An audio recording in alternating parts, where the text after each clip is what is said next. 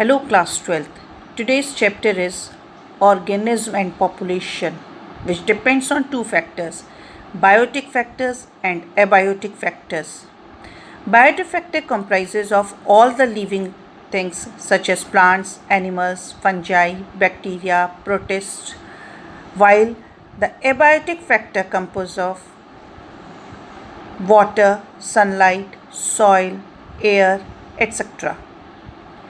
Both the factors directly and indirectly affect living organisms and their ability to survive and reproduce.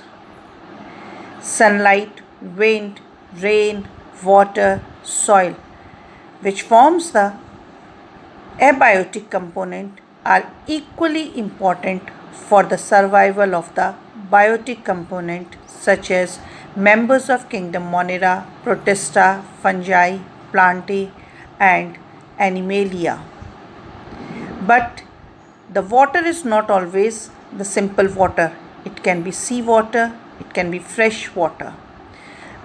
According to that, different biomes are being formed. As you see in the graph, in case of the desert, the precipitation is very low, although the temperature is very high. So the number of organisms is less.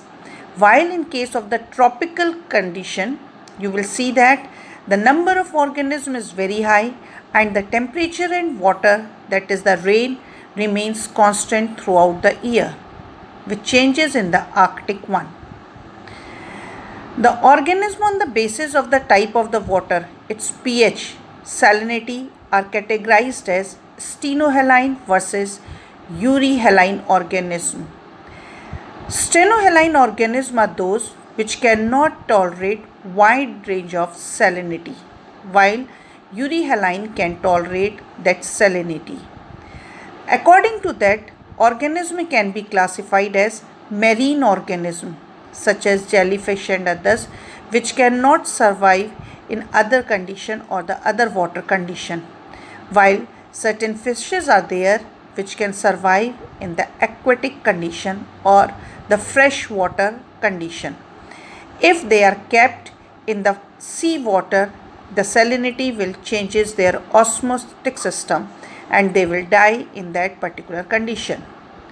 Similarly, the temperature differs in the different parts of the earth. There are certain organisms which are also known as warm-blooded organisms can survive a different range of temperature, while stenothermal cannot survive in different range of the temperatures. Like in case of the frogs, when it is too hot or when it is too cold, they go for hibernation and comes out when only the body temperature is suitable to the atmospheric temperature.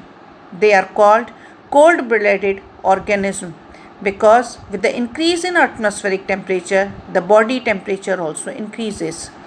Adaptations are there in the xerophytic organism also, which are living in the desert, or in case of the penguins and other, which are living in a very cold temperature. Like those which are living in the cold temperature, they are having the blubber or the fat layer present in their body, which can help them as an insulator to cope up with the very cold temperature. While in case of the desert organism, they are having uricotelic characteristics by which they conserve the water.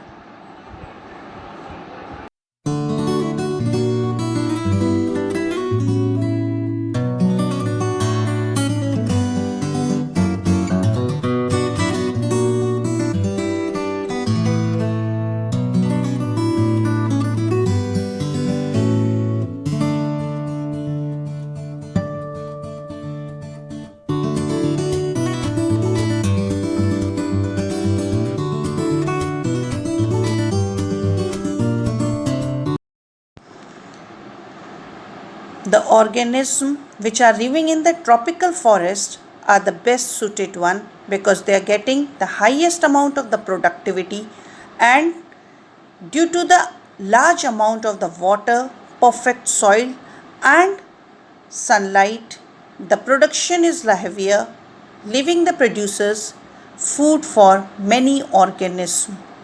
So